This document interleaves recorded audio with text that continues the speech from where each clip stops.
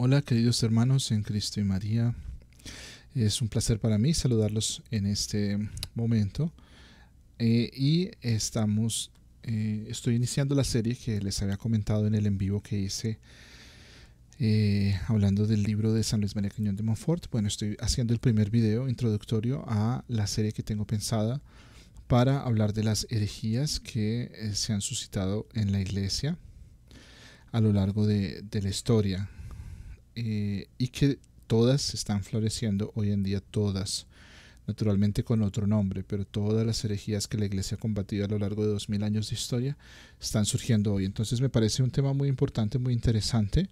Voy a hacer videos un poco cortos, no voy a profundizar tanto teológicamente, sino más bien voy a simplemente mencionar en qué consiste la herejía. Luego, cómo la combatió la Santa Madre Iglesia, cómo se vive o cómo se ve esa herejía hoy en día y cómo debemos nosotros, como católicos fieles, combatirla. Pero para este primer video, que lo pongo en las manos de la Santísima Virgen María, saludándola con un Ave María, diciendo: Ave María, gratia plena, Dominus tecum, benedicta tu in mulieribus, et benedictus fructus ventris tui, Jesús. Sancta Maria, Mater Dei, ora pro nobis peccatoribus, nunc et in hora mortis nostrae. Amen. Sancta Joseph, ora pro nobis. In nomine Patris et Filii et Spiritus Sancti. Amén. Bien, este video introductorio voy a hacer solamente un paneo, por así decirlo, de documentos de la Iglesia acerca de lo que es una herejía, qué es un hereje, cuál es la diferencia entre la terminología, que es importante pues tenerla clara, por supuesto, y vamos a dejar pues los conceptos ya como muy establecidos para poder así avanzar en el tema. Bien, veamos aquí entonces. Planteo esta pregunta primero. Hoy en día, ¿ustedes creen que hoy en día nosotros vemos herejías o herejes? Bien. Para ello vamos primero a decir qué es una herejía. Nos remitimos a los documentos de la Iglesia. Vamos a ver primero el Código de Derecho Canónico de 1983, que es el código actual, el código regente actual, vigente. Y vamos a ir al numeral 751 de este código. Y nos dice: se llama herejía la negación pertinaz, después de recibido el bautismo, de una verdad que ha de creerse con fe divina y católica, o la duda pertinaz sobre la misma. Apostasía es el rechazo total de la fe cristiana, cisma el rechazo de la sujeción al sumo pontífice o de la comunión con los miembros de la Iglesia a él sometidos. Bien, entonces el Código de Derecho Canónico nos establece la diferencia entre herejía, apostasía y cisma. Y más aún, cada palabra, ustedes saben que en los documentos oficiales de la Santa Madre Iglesia cada palabra tiene un porqué. Estos adjetivos acá, como por ejemplo pertinaz, fe divina y católica, pues ya los vamos a ver más a profundidad, pero tienen una razón, ¿no? Pertinaz es como obstinado, ¿no? Que se mantiene en ello y no sale de allí. Entonces vamos a ver esta definición un poco más a fondo, pero nos concentramos en lo que dice herejía, que es la negación pertinaz después de recibir el bautismo de una verdad que ha de creerse con fe divina o la duda sobre la misma. Bien, desglosemos esto un poco más yendo al catecismo de la Santa Madre Iglesia Católica. Yo espero que todos tengan un catecismo de la Santa Madre Iglesia Católica, ojalá uno anterior, entre más antiguos mejor. Yo me remito en este momento al Catecismo de 1992 de San Juan Pablo II, asistido por el entonces Cardenal Ratzinger. Y en los numerales 2087, 2088 y 2089 encontramos una información muy interesante. Y dice el 2087: nuestra vida moral tiene su fuente en la fe en Dios que nos revela su amor. San Pablo habla de la obediencia de la fe. Esto es un término muy interesante, tiene una profundidad teológica bien interesante. Acá nos dan la cita, Romanos 1:5 y 16:26. Y dice San Pablo que la obediencia de la fe es la primera obligación. Nosotros estamos obligados a obedecer a la fe, y de hecho obedecer también tiene en su raíz escuchar, no oír. Hace ver en el desconocimiento de Dios el principio y la explicación de todas las desviaciones morales, y nuestro deber para con Dios es creer en Él y dar testimonio de Él. Importantísima frase, porque el desconocimiento de Dios es el origen de toda desviación moral. Desconocer a Dios, no solamente desconocerlo, no solamente estamos hablando de conocimiento intelectual, sino el reconocimiento que se le debe dar a Dios, como autor de todo, como movedor de todo, como hacedor de todo, como nuestro creador, a Jesús nuestro Señor como nuestro Salvador y Redentor, al Espíritu Santo como el santificador y el paráclito. Entonces nosotros debemos, el desconocimiento de Dios es la razón de toda desviación moral. Lo que quiere decir que si no hay desviación moral, no hay un desconocimiento de Dios, lo cual es bueno. Y es a lo que debemos apuntar.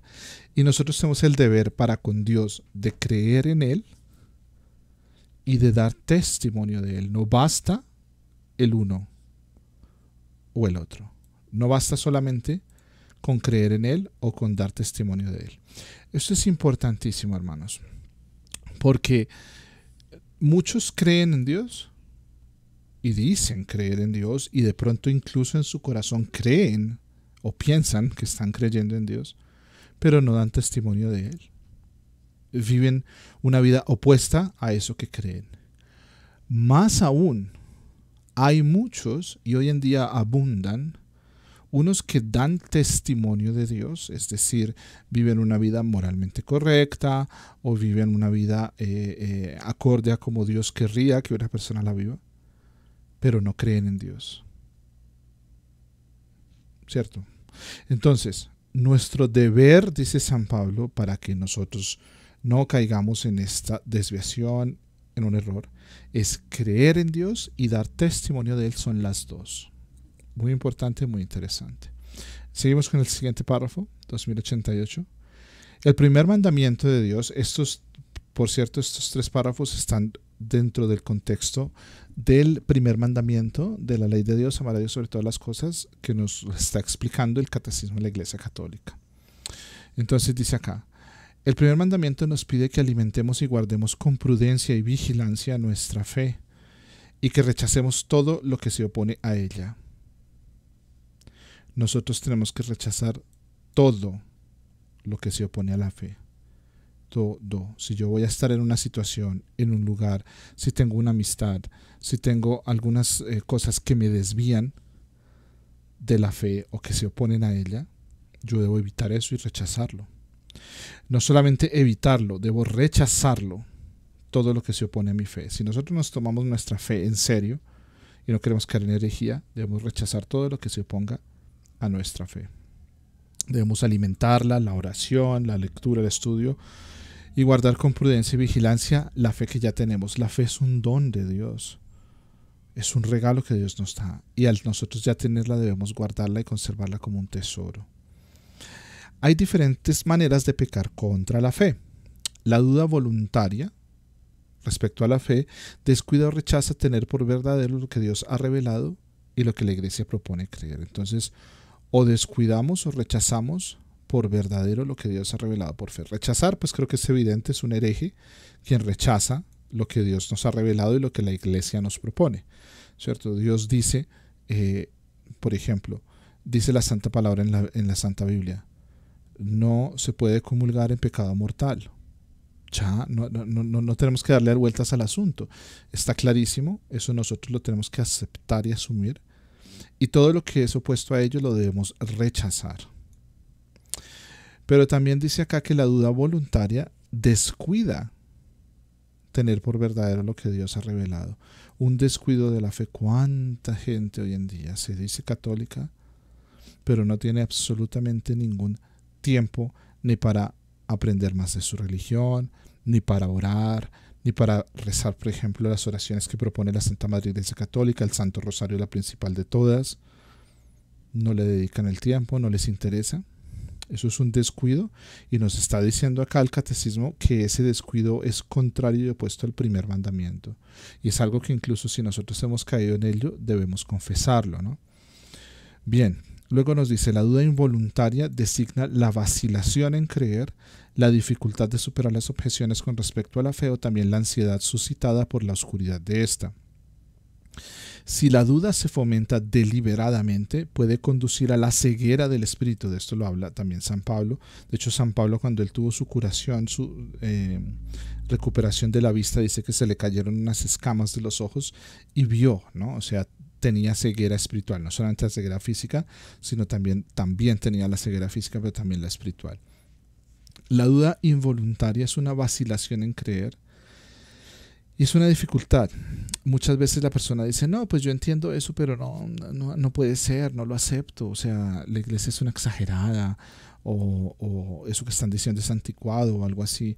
Y hay una duda involuntaria, porque la duda le surge a la persona espontáneamente, ¿cierto? Pero por eso nosotros debemos fortalecer la fe y debemos adherirnos a esa fe, haciendo un acto de humildad y reconocer que aunque nosotros probablemente incluso no estemos de acuerdo, lo aceptamos y lo asumimos porque así nos lo está diciendo Dios, porque así nos lo está diciendo la Santa Madre Iglesia Católica, que tienen la asistencia del Espíritu Santo y la sabiduría para decirlo, ¿no? Entonces, dice acá que incluso mantenerse en eso genera una ansiedad, ¿cierto?, que lleva a la ceguera del espíritu. Entonces, mucho cuidado. Está bien que a veces nos surja una duda involuntaria en contra de algo de la fe, pero nosotros debemos aceptarlo justamente porque es una verdad revelada. Y dice el párrafo 2089 del Catecismo de la Iglesia Católica: la incredulidad es el menosprecio de la verdad revelada o el rechazo voluntario de prestarle asentimiento. 3 párrafos. Y luego acá el catecismo va a citar el Código de Derecho Canónico 751 que ya leímos. Entonces, 3 párrafos para también profundizar y analizarnos a nosotros mismos, sin miedo, sin temor, pero sí pues con la responsabilidad, la seriedad que exige este tema. Entonces, con todos estos conceptos que hemos tomado, insisto, del Código del Derecho Canónico, del Catecismo de la Santa Madre Iglesia Católica, vamos a ver qué es un hereje. Entonces, un hereje ha recibido el bautismo, como lo decía la definición del Código de Derecho Canónico, es decir, un bautizado. Si la persona no ha sido bautizada, pero niega las verdades de la fe católica, se le dice un infiel. Es una persona infiel sin fe, ¿no? El imprivativo y el fiel de la fidelidad, ¿no? De la fidelidad y de la fe.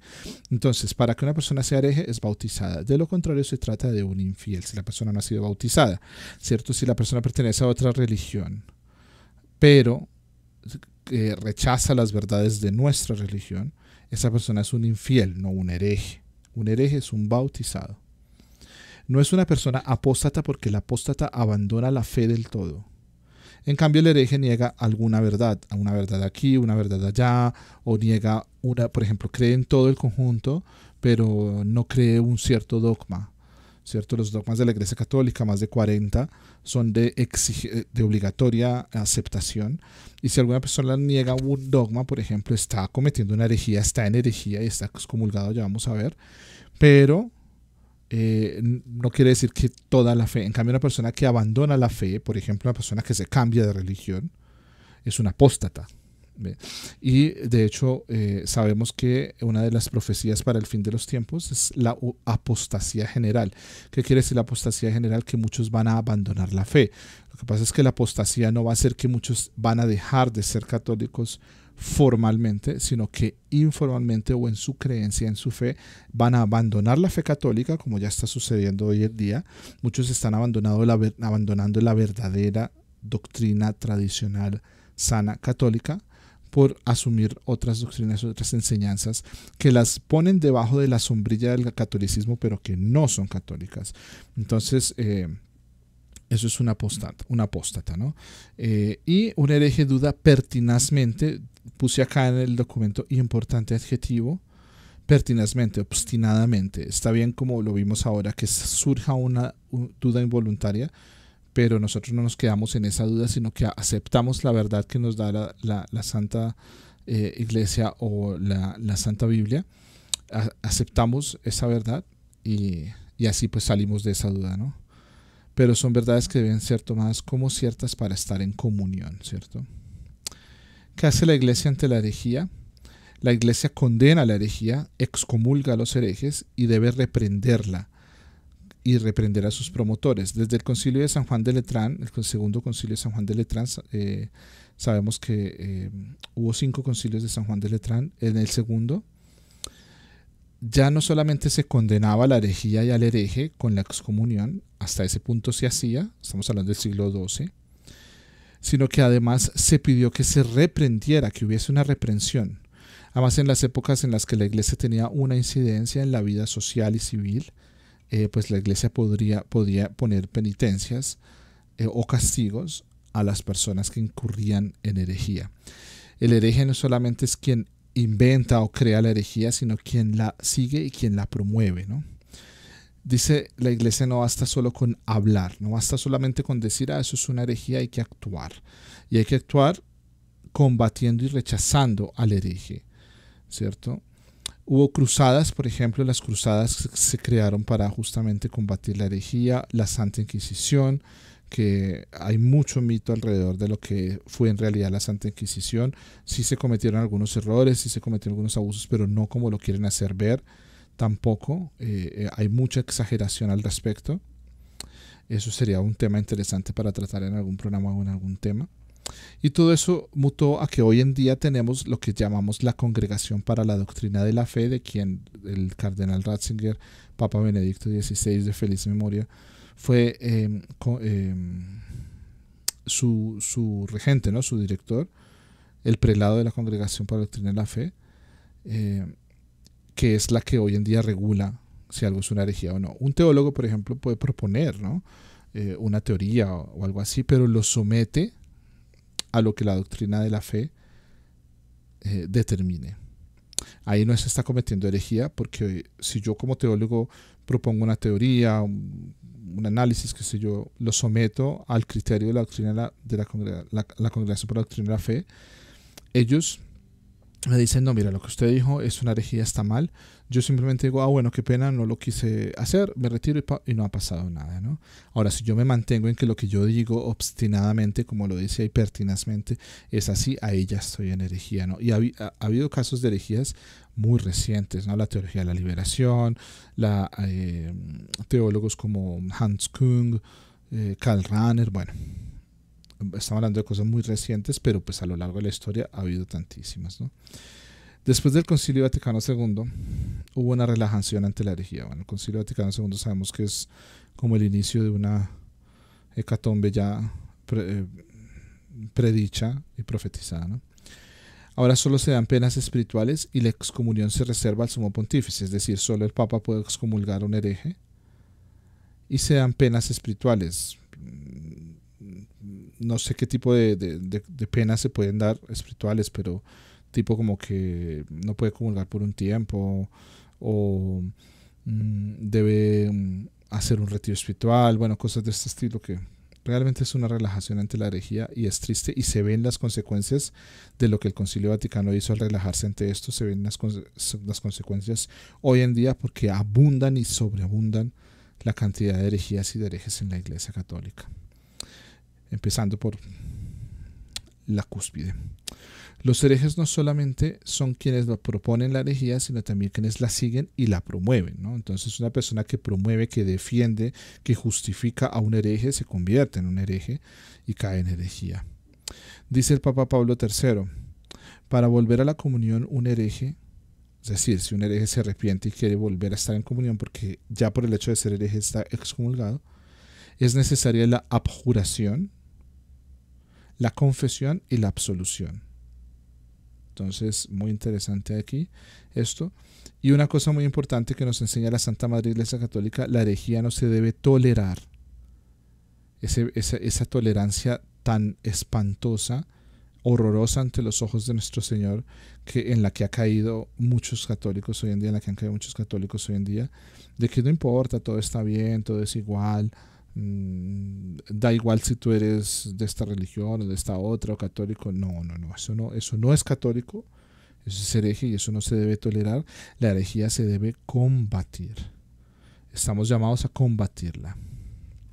a defender lo que nosotros creemos. Bien, entonces, pues eso eran como unos conceptos que quería que quedaran claros con respecto a esto.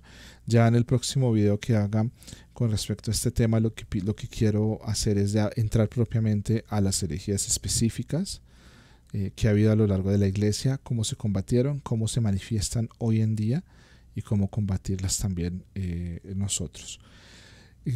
Por último, simplemente no quiero cerrar este video sin decirles que una de las promesas del rezo del Santo Rosario es que la Virgen Santísima nos ayudará a combatir la herejía. Ella es considerada la vencedora de todas las herejías, la Madre de Dios. Por eso, si nosotros estamos con la Virgen Santísima en su Inmaculado Corazón, rezando el Santo Rosario diariamente, no caeremos en estas herejías.